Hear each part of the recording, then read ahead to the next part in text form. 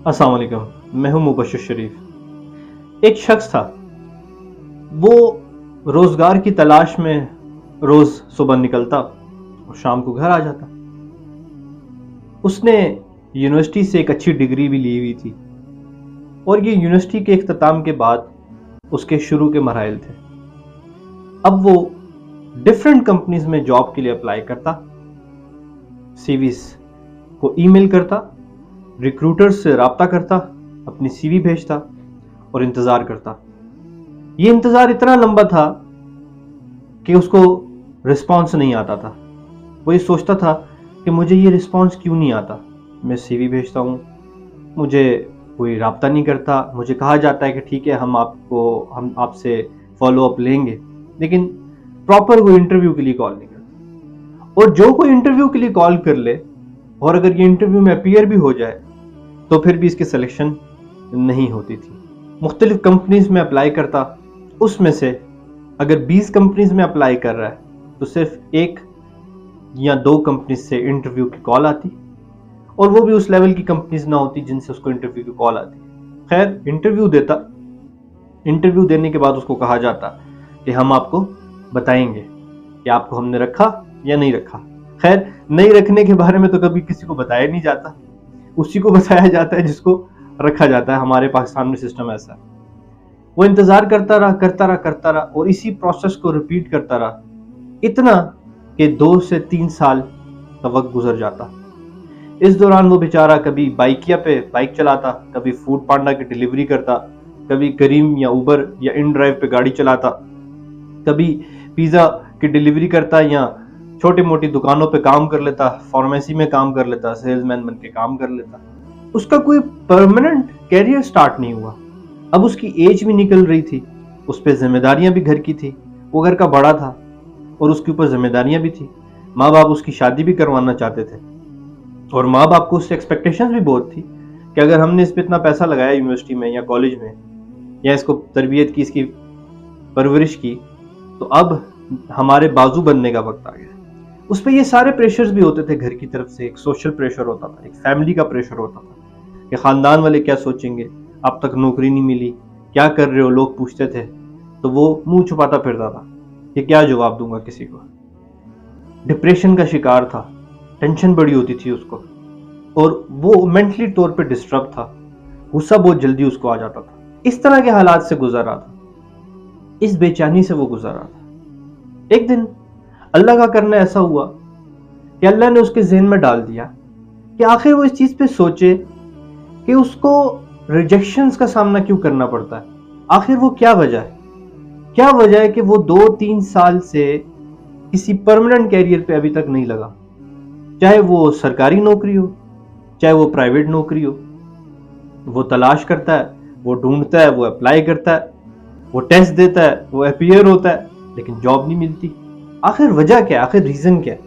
اس نے ان چیزوں کے اوپر کام کرنا شروع کر دیا۔ اس نے یہ سوچنا شروع کر دیا کہ آخر مسئلہ کدھر ہے، آخر کمی کہاں پر ہے۔ اور میں آپ سے بھی جاننا چاہوں گا کہ آپ کو کیا لگتا ہے کہ کیا مسئلہ تھا، کیا وہ کمیاں تھی جس کی وجہ سے اس کو ریجیکشنز کا سامنا کرنا پڑ رہا تھا؟ کامنٹ سیکشن میں ضرور مجھے اس چیز سے آگاہ کریے گا، اور میرے چینل کو بھی ضرور سبسکرائب کریں اگر آپ میری چینل پر اس طرح کی اور انفارمیٹیو ویڈیوز دیکھنا چاہتے ہیں، کیونکہ میرے چینل کا جو مقصد ہے وہ انشاءاللہ آپ سب کو فائدہ پہنچانا ہے، اور میں چاہوں گا کہ آپ میری ویڈیوز کو جتنا زیادہ ہو سکتا ہے شیئر کریں اور سبسکرائب کر کے بیل نوٹیفیکیشن بٹن کو بھی آن کریں۔ اچھا، اب جب اس نے یہ سوچنا شروع کر دیا کہ آخر مسئلہ کیا ہے، تو اس کو یہ پتا چلا کہ وہ جو ریزیومے بناتا تھا، وہ جو سی وی بناتا تھا، وہ نیٹ کیفے سے بنی ہوتی تھی۔ کسی بھی نیٹ کیفے سے وہ پرنٹ کروا لیتا تھا اور وہ سی وی وہ جا کے ڈال دیتا تھا۔ اس کو نہیں پتا تھا کہ سی وی انڈسٹری کے معیار پہ کیسے بناتے ہیں، اس کو یہ نہیں پتا تھا۔ پھر اس نے جس سکل میں عبور حاصل کیا ہوا تھا، اس کو یہ پتا چلا کہ وہ سکل تو بہت پرانا ہو چکا ہے، جو انڈسٹری میں چل رہا ہے وہ بہت نیا ہے، لیٹسٹ ہے۔ جو اس کو یونیورسٹی میں سکھایا گیا تھا یا جو اس نے سیکھا تھا وہ ایک اولڈ سکل تھا، یا اس کو کہہ سکتے ہو کہ وہ اپ ٹو ڈیٹ نہیں تھا۔ تیسری چیز اس کو یہ سمجھ میں آئی کہ اس کو یہ پتہ ہی نہیں ہے کہ انٹرویو میں جب آپ اپیئر ہوتے ہو تو کیسے اپیئر ہوتے ہو اور کن سوالوں کا کیا جواب دینا ہوتا ہے۔ جیسے کہ آپ سب کو پتا ہے کہ موسٹلی کامن کوشچنز ہوتے ہیں انٹرویو میں کہ tell us about yourself, introduce yourself, what is your salary expectation and what are your strengths and what are your weaknesses. تو اس طرح کے بہت سے سوال ہوتے ہیں جس میں آپ اپنا تعارف دیتے ہیں, اپنا تعارف کرواتے ہیں, اپنی کمزوریاں, اپنی اسٹرینتھس بتاتے ہیں, اور آپ سیلری ایکسپیکٹیشنز کے بارے میں بھی بتاتے ہیں. اس کو ان چیزوں کے جواب کے بارے میں بھی نہیں پتا تھا. اگر سیلری کا پوچھا جاتا تو بتاتا مجھے 1 لاکھ 1.5 لاکھ میری سیلری ایکسپیکٹیشن. وہ اس لیے بتاتا تھا کہ وہ اپنی ضرورت کو دیکھتا تھا, وہ اپنی نیڈ کو دیکھتا تھا, وہ اپنے گھر کے حالات کو دیکھتا تھا. وہ یہ نہیں دیکھتا تھا کہ اس کا سکل کہاں پہ ہے, وہ یہ نہیں دیکھتا تھا کہ وہ اپ ٹو ڈیٹ کتنا ہے, وہ یہ نہیں دیکھتا تھا کہ سامنے کمپنی کون سی ہے اور اس نے اس پوسٹ اس ویکینسی کے لیے سیلری کتنی رکھی ہوئی. تو جب اس نے ان چیزوں پہ کام کرنا شروع کیا, نالج گین کرنی شروع کی, اس نے یہ جانا کہ سی وی پراپر کیسے بناتے ہیں, اس نے یہ سمجھا کہ کور لیٹر کیسے ڈیزائن کیا جاتا ہے, کور لیٹر کیسے بنایا جاتا ہے, اس نے یہ سیکھا کہ اپنے سکل کو کیسے اپ ٹو ڈیٹ کرنا ہے, اس نے یہ سیکھا کہ ہائرنگ کے لیے سکسیس ریٹ 90% ہونے کے لیے آپ کے اندر کیا کوالٹیز ہونی چاہیے, انٹرویو کے کون سے سوال کا کیا جواب دینا چاہیے. جب اس نے ان سب چیزوں کو سوچا, ان چیزوں پہ کام کیا, ورکنگ کی, تو جب اس نے ان چیزوں پہ پریکٹیکلی شروع کیا, ای میلز بھیجنی شروع کی, ای میل کو اچھے سے سیکھا کہ ای میل کیسے بھیجتے ہیں, لنکڈن پہ پروفائل بنائی, اچھے سے اسٹیبلش کی. جب یہ سارے کام اس نے کیے, ریکروٹرز کو کانٹیکٹ کیا, جب اس نے اپنے آپ کو پریزنٹ کرنا سیکھ لیا, تو اب اس کو کالز بھی آنے لگ گئی تھی انٹرویوز کے لیے. جب اس کو کالز آنے لگ گئی, اب بھی اگر اس کو 1-2 ریجیکشنز ہو رہی تھی تو وہ ان ریجیکشن سے سیکھ رہا تھا کہ آخر اب میرے اندر کیا کمی ہے اس پوری چیز کو سیکھنے کے بعد.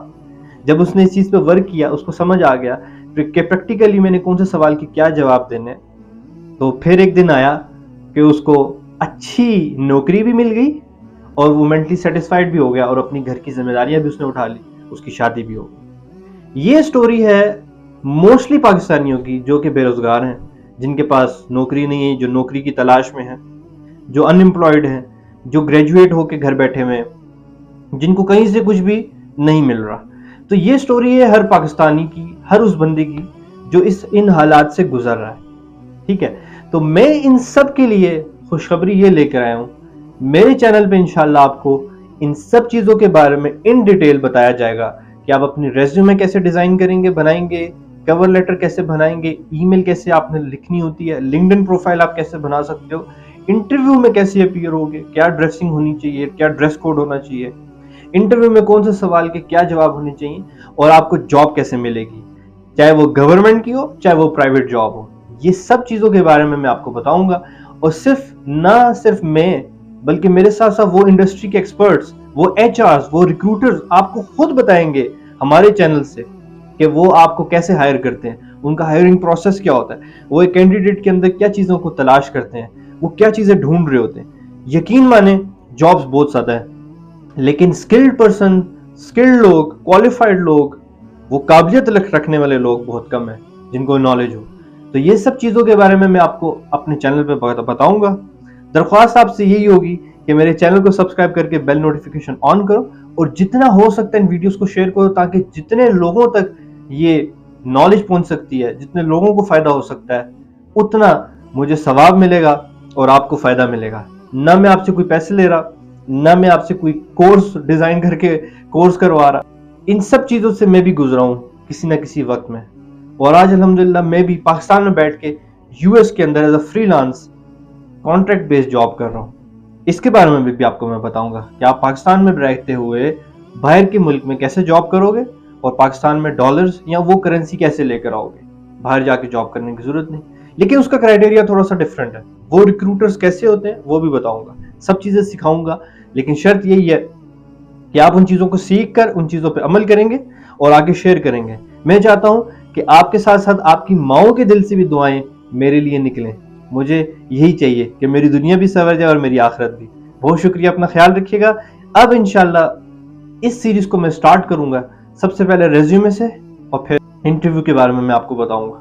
تو یہ ساری ویڈیوز آپ نے مس نہیں کرنی, اور میں پوری کوشش کروں گا کہ میں ڈیلی بیسس پہ ویڈیوز بناؤں, کیونکہ میں ساتھ اور بھی کام کر رہا ہوں, اس لیے ذرا مشکل ہوتا ہے, اسکیجول ٹائٹ ہوتا ہے, لیکن پھر بھی پوری کوشش کروں گا کہ آپ سب کے لیے یہ ساری ویڈیوز بناؤں. تو اپنا بہت بہت خیال رکھیے گا, میرے لیے ضرور دعا کریے گا, اور چینل کو ضرور سبسکرائب کر کے جانا. بہت شکریہ, السلام علیکم.